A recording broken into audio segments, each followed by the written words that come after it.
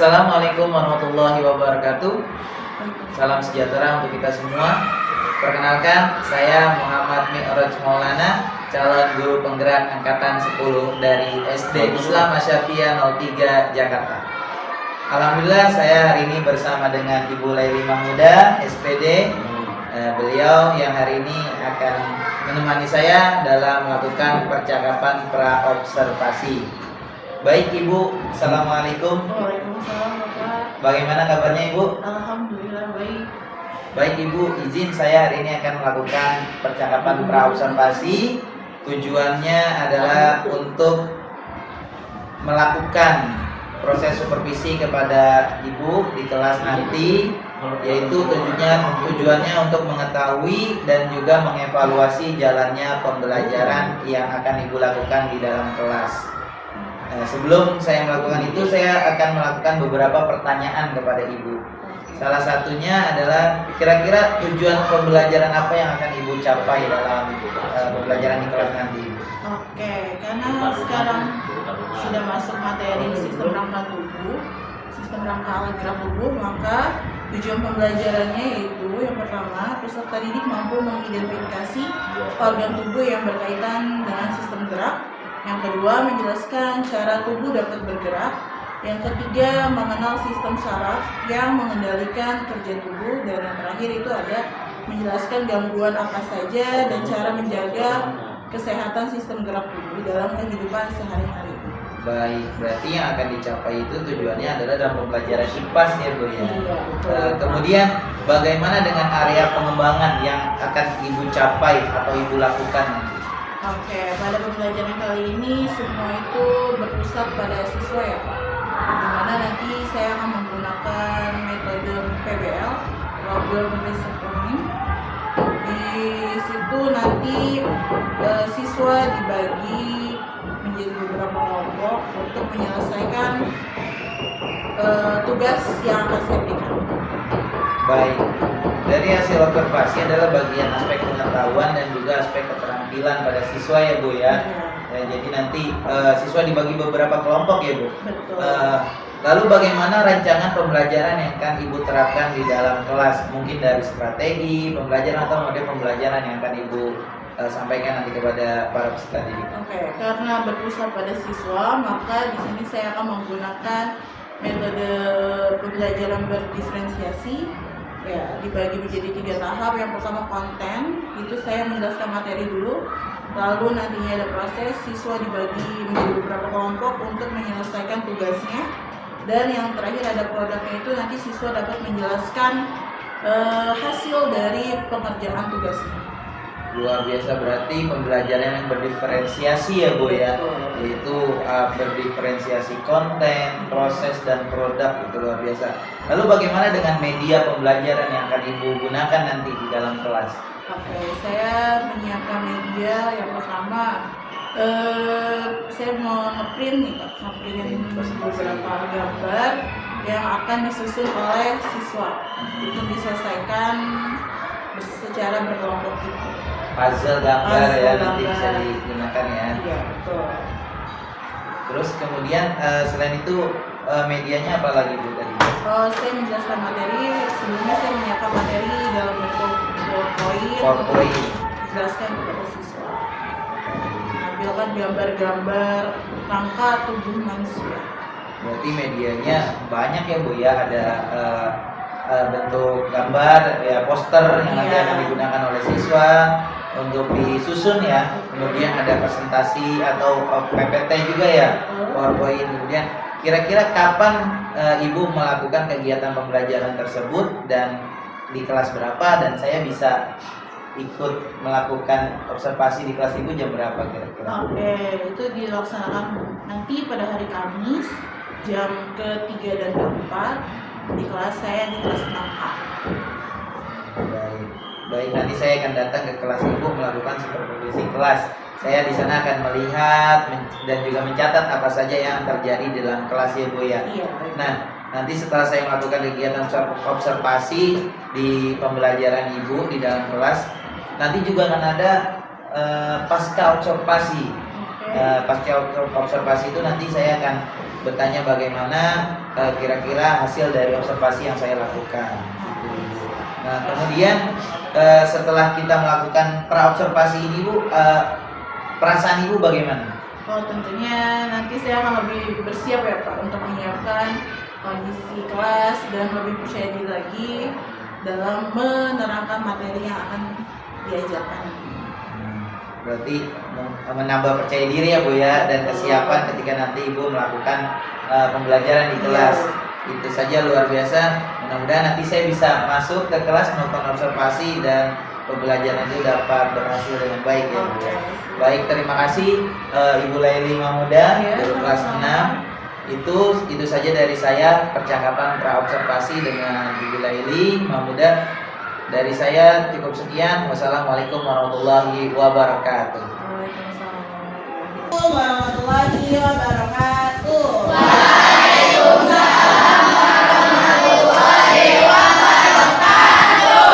Apa kabar hari ini? Luar biasa. Allahu Akbar. Yes. Oke, sehat semua? Sehat. Alhamdulillah. Oke, pada hari ini kita akan mereview materi tentang sistem gerak tubuh. Nah, setelah mereview materi, kita akan praktek sedikit, yaitu menyusun rangka alat gerak tubuh kita. Nah, oke, sekarang kita review dulu materi yang sudah dipelajari pada pertemuan sebelumnya. Ada yang masih ingat apa itu rangka? Oke, rangka itu Rangka adalah sekumpulan tulang yang saling berhubungan. oke, bener gak? Oke, tepuk tangan buat Ari. Selain rangka, kira-kira ada apa aja nih di sistem gerak kita? Ada sendi, terus saraf, terus tulang ya. Nah, terus sendi. Sendi itu ada berbagai macam. Kemarin ada sendi apa aja?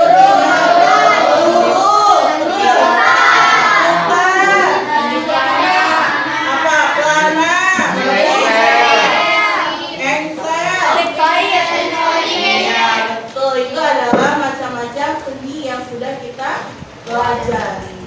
Selain sendi ada juga otot. Ya. Apa itu otot? Apa Bara? Otot merupakan alat gerak aktif yang mampu menggerakkan suatu bagian tubuh tertentu. Oke, betul. Otot itu adalah sistem gerak aktif kita yang membantu tubuh kita untuk bergerak. Lalu, selain otot, otot juga mempunyai banyak macamnya. Ada apa aja?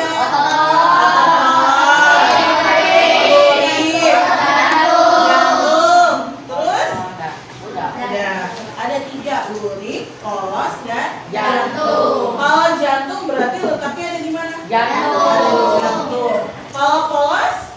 Di alat pernapasan. Ada di pernapasan kita yang membantu kita untuk bernafas. Terus, kalau lurik ada di sistem pencernaan. Nah, itu tadi sudah kita review sedikit materinya. Nah, selain ada otot, ada juga yang namanya saraf. Apa itu saraf? Ada yang ingat apa itu saraf? Apa Brian? Sistem saraf tersusun atas sel-sel saraf neuron yang berbentuk jaringan saraf. Iya, betul. Ada lagi? Tadi udah ada otot, udah ada apa? Sendi. Dan sekarang saraf. Apa itu saraf? Sistem yang berperan penting untuk mengatur organ-organ dalam tubuh. Betul. Sistem yang berperan untuk membantu tubuh kita bergerak. Kalau sarafnya tidak berfungsi, apa yang terjadi? Nggak bisa bergerak, kamu nggak bisa goyang-goyang, kamu nggak bisa tengok kanan, tengok kiri, nggak bisa kan? Kalau sarafnya tidak ada, berarti atau tidak berfungsi, nanti tubuh kita juga tidak bisa berfungsi. Tidak berfungsi dengan baik. Nah, selain sistem gerak, selain sistem saraf, ada juga apa? Tulang. Apa itu tulang? Bagian tubuh. Iya. Yang kenceng. Bagian, siapa? Sabika, Epi. Bagian tubuh yang sangat keras yang berfungsi melindungi organ-organ yang berdiri dalam tubuh. Iya, bagian tubuh yang sangat keras yang melindungi organ-organ yang ada di dalam tubuh kita. Nah, tulang terbagi juga menjadi beberapa macam. Ada tulang pipi, ada tulang pipa, ada tulang lagi pendek dan tidak beraturan. Itu tadi macam-macam tulang. Mereview materi seperti yang sudah kita bahas pada pertemuan sebelumnya. Hari ini kita akan membuat apa? Membuat kerangka, kumpulan kerangka manusia. Alat dan bahannya sudah dibawa? Oke. Dan nanti setiap anak akan mendapatkan satu gambar ini. Kalian gunting masing-masing dan disusun menjadi bentuk kerangka manusia. Setelah menggunting ini, setelah membuat kerangka manusia ini, kalian lanjut mengerjakan soal yang ada di lembar berikutnya, lembar sampingnya. Nah, kalau sudah, nanti kalian maju satu persatu untuk menjelaskan mana macam-macam tulangnya, mana letak tulang-tulang yang sudah dipelajari, mana letak bagian-bagian kerangkanya. Dan ada juga nanti yang kebagian untuk menjelaskan isi dari jawaban yang sudah kalian tulis di lembar berikutnya. Paham? Paham. Oke.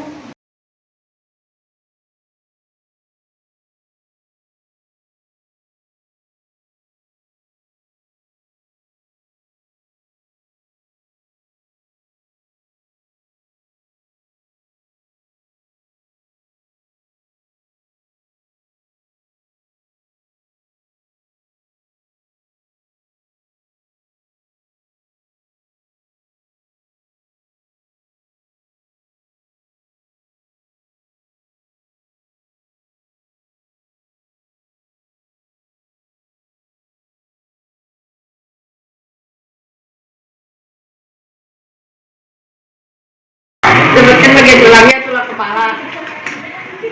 Apa nama bagian rangka ini? Rangka badan. Sebutkan bagian tulangnya, tulang rusuk, tulang depan, tulang punggung.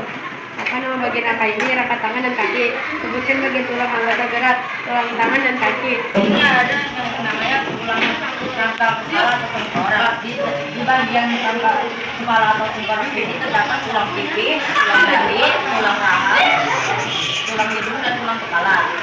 Nah, terus di sana ada rangka badan. Rangka badan ini memiliki tulang dari tulang mulut, tulang belakang dan tulang badan. Nah, terus apa tuh alat gerak tangan? Nah, tangan memiliki tulang lengan atas, tulang pengopil dan pergelangan tangan. Nah, dan ini disebut alat bergerak kaki dan di dalam kaki ada tulang paha.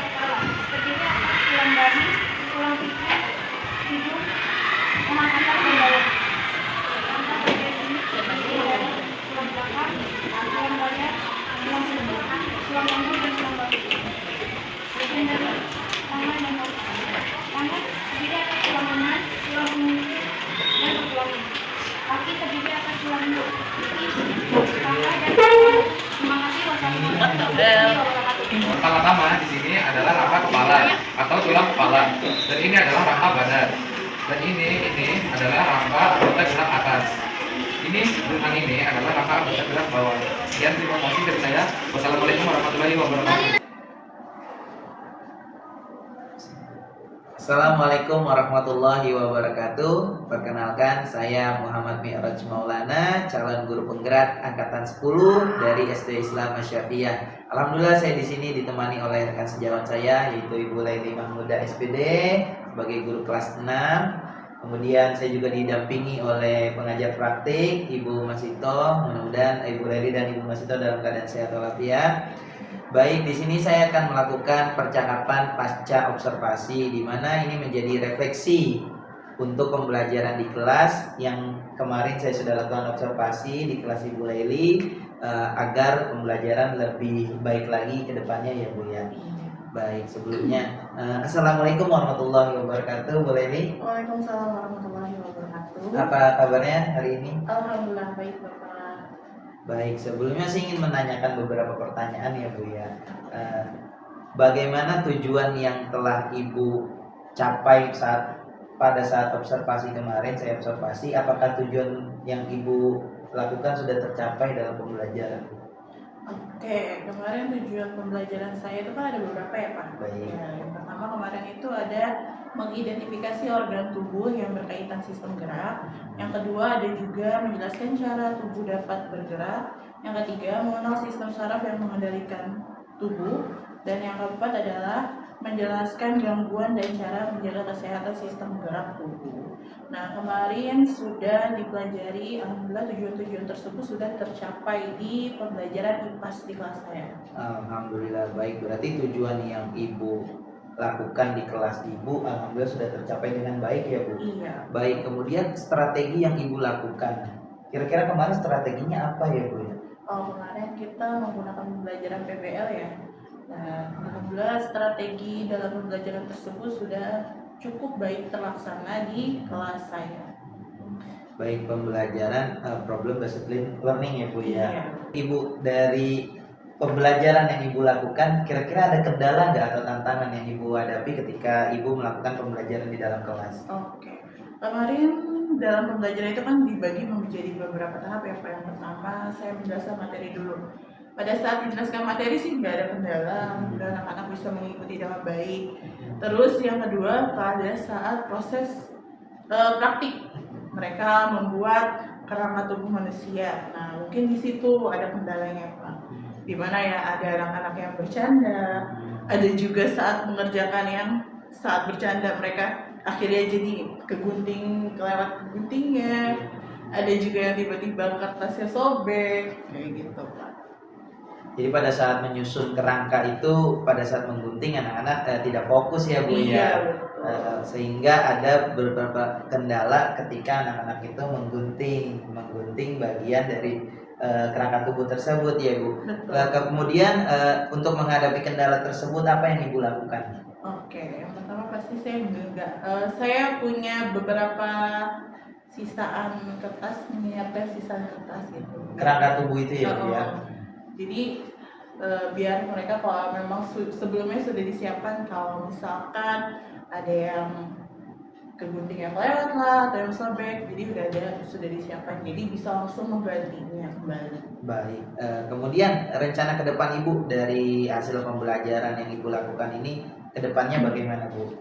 Kedepannya tentunya yang pertama saya harus terus berinovasi Pak. Terus berinovasi, menyiapkan media pembelajaran, menyiapkan metode pembelajaran yang bisa mengaktifkan anak-anak, bisa membuat anak-anak lebih bersemangat lagi dalam mengikuti pembelajaran pada materi berikutnya. Baik, kemungkinan nanti saya juga akan melakukan observasi kembali ya Bu ya di kelas Ibu ya. Silakan. Saya melihat apa yang telah Ibu lakukan ini cukup baik Bu. Kemudian saya tanyakan pertanyaan terakhir ya Bu ya. Ketika saya juga sudah melakukan percakapan dengan Ibu di pra-observasi, kemudian saya observasi ke kelas juga, sampai pada saatnya kita berada di percakapan pasca observasi. Kira-kira perasaan Ibu bagaimana? Oke, perasaan saya tentunya lebih percaya diri sih Pak. Lebih semangat lagi untuk terus berinovasi, untuk terus berkarya, membuat media, membuat metode-metode pembelajaran yang baru lagi untuk anak-anak, untuk meningkatkan semangat belajar mereka dan membuat mereka juga lebih aktif lagi dalam belajar. Baik, luar biasa saya melihat semangat dari Ibu Leri ini ya Bu ya. Mungkin itu saja. Terima kasih waktunya atas Bu Leli Mahmuda dan juga Ibu Pepe, Ibu Masito. Itu saja percakapan kami pasca observasi ini. Terima kasih. Wassalamualaikum warahmatullahi wabarakatuh.